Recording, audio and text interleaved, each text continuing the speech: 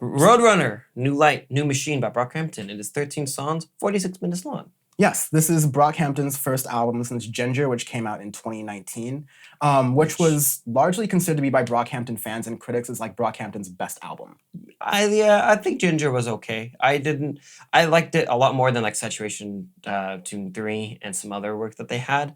Because with Brockhampton, you have some interesting scenes throughout their work where some of it can be very experimental, some of it could be good, some of it could just be really out there within there.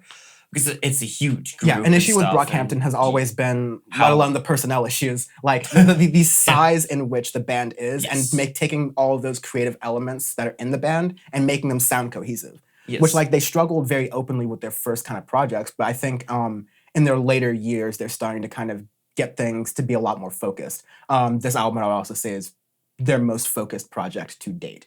It starts off with Buzzcut featuring Danny Brown, which we talked about as a new single maybe a couple weeks ago. Still blaring, still very good, has a really cool beat to go along with it. It's a really nice intro song. I do like and enjoy when artists decided to use the lead single as the first song to intro an album because it says a lot. It shows the confidence that they have of showing that, hey, this is just a teaser. The single is just a teaser. We have so much more substance within the album. This just sinks you in. Now here's the rest of it to really get you through it.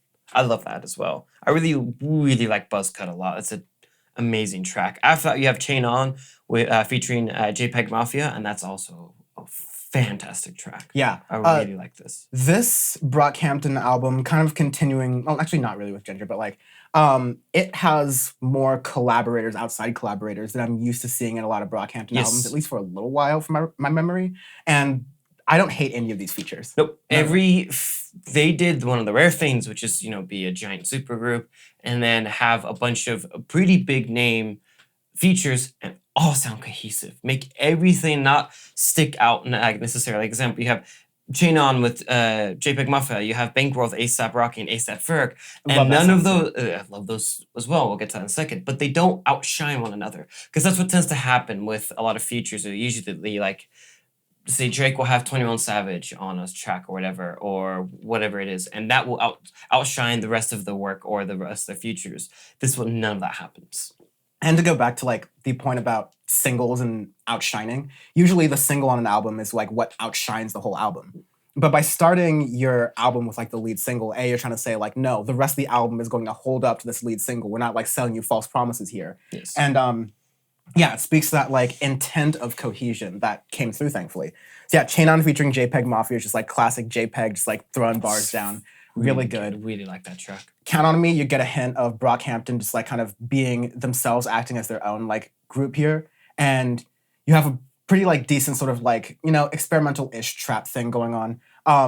Not too special, but doesn't like deflate the album at all. It's still keeping it going. Leads it really nicely to Bankroll, which might be one of my favorite songs on the album, just because it has so much dexterity going on. There's so many different sounds with so many different just themes in Bankroll that make it such an amazing track.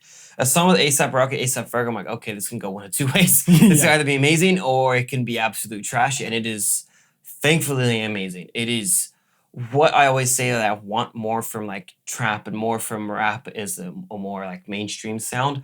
Try something else, try different stuff, and it's very unique in the way it sounds. I like that track a lot. Bankroll was so experimental for a rap song, I almost hated it. And that's how I know it was a really good experimental rap song. Yeah, because it is different. You have like this really big bass beat in the background and like half a trap snare in the background. Plus then you have like these just mirroring back and forth lyrics. It's a good track. Listen to it. Yeah, it's like industrial sounding. Yeah, it's very good.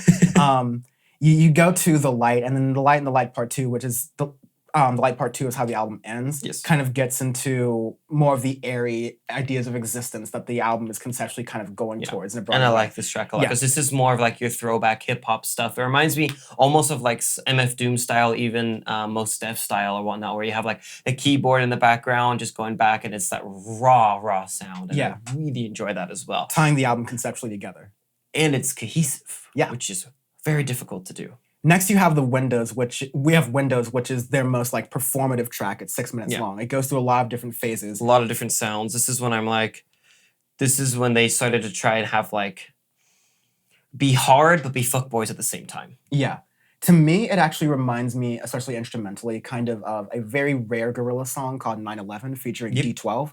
Kind of in like the backing sort of slow bass thing that's sort of Yeah. dubby, but also in that it's a long song with a lot of features that sort of like adapts and grows over time. Yes. As it morphs and changes into some other stuff while it goes through it, which is good for a 6-minute rap track because you can't have it be the same thing for 6 minutes because then it's just overdone.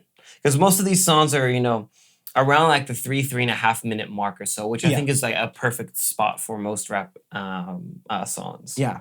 When you get into 3.5, you're even like maybe even kind of long for a lot of like contemporary rap nowadays. But again, Yeah. I have no complaints about this album's length or like anything Mhm. it's going. It's perfectly fine. You get songs like "I'll Take You On," "Old News," which are all really good. They're again, it's comfortably trap music, maybe neo pop. But is it I'll Take You On's definitely that different. neo-pop trap, that like Yeah. fuckboy trap. If Tori Moore did a trap song, that's what I'll Take You On sounds Yeah, like. yeah, but like these are. But it's good. It's not saying it's bad. Yeah, the production and instrumentation is different. It's interesting. Yes. It's like Nothing sounds cheap. Nothing sounds too overly produced or too manufactured. Everything is natural. Everything flows together with it. And as we'll contrast with other albums later, things don't sound like phoned in. Like Yes. Yeah. Put a pin in that later, please. Yeah. Like the lyrics don't sound phoned in. The production sounds like it was thought for. These aren't No. like these are crowd pleasers. Like people will bump these Brockhampton songs very much, but there's so much depth there. There's stuff to work with. You can't say this about a lot of artists making.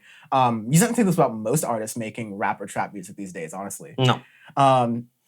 I think one of the other highlights near the end is the way "Don't Shut Up the Party." Yep. Don't shoot up the party.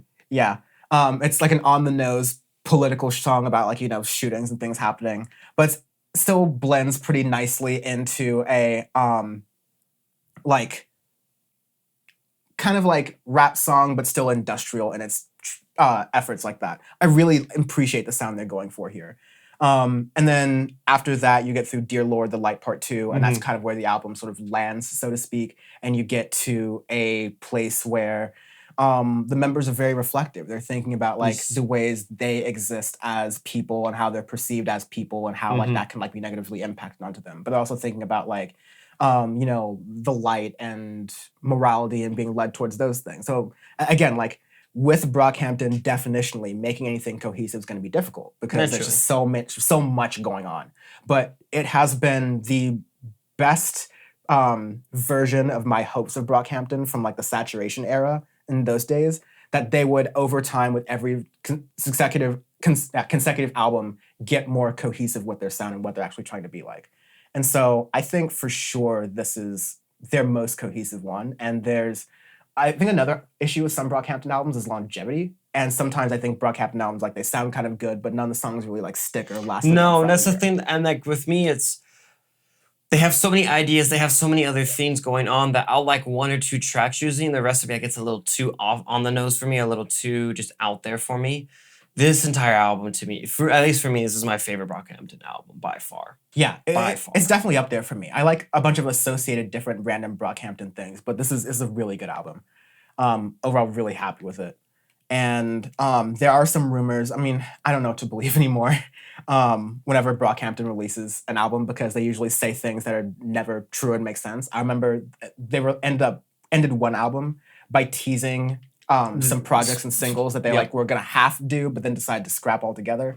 But there are they're doing the thing where like, oh, maybe we retire after this. We may do one more album after this and retire. Yeah, we'll see. Whatever. But like, they're progressing very nicely as a band, and they're on track to continue doing so. Yeah, that's the thing with them is they are continuously progressing further and further, and they're continually improving every album. And that's always what we don't expect everybody to be an amazing artist and whatnot, but stay true to yourselves and figure out what works as a group if you're a group.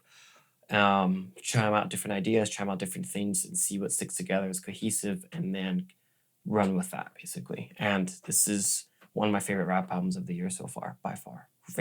Very good work. Quite good. Can't go wrong with Danny Brown at the beginning, though. Absolutely. Now you start with Danny Brown. That's it's good foot to be off of. So so Arbitrary. Oh my god, I forgot about the arbitrary scale. The arbitrary scale this week. As Oh, no. folks know, every week on Audioface, we do an arbitrary scale to point out the fact that when most people are reviewing albums, they assign a score to them. It's usually kind of arbitrary and doesn't really tie the whole thing. So we just lean in. We're a lean in podcast. And so this week, the arbitrary scale is questionable Venmo history based off of Matt Gaetz and all the stuff happening Pizza over Gates? there. Is again, I'm not going to go too far into it, but like there's a lot of suspicious things going on with Matt Gaetz' Venmo history, but also everyone's Venmo history, given the wrong context, can look very sus. Yes. So this is going to be when you're sending a thing to Venmo and in the message are just like different emojis for like explosions and things. It's like you can't tell whether it was like drugs or sex or just like someone who got bored with typing in the emojis, but that transaction is there. You know, it's very ambiguous. This is when somebody likes your transaction of a thumbs up. Because they don't know, it's just too ambiguous and everything. You don't know if it's good or bad, but someone randomly likes it and you're like, oh no. Is it someone who is part of the transaction or someone who's scrolling through your profile? No, someone who's scrolling through your you? feed, scrolling through your feed and likes it and likes the thumbs up. That's what this album is. Take that what you will. I hope people leave with this album review with even more of a sense of how we feel about the album than when they came in. Yes. That's the point of the arbitrary scale.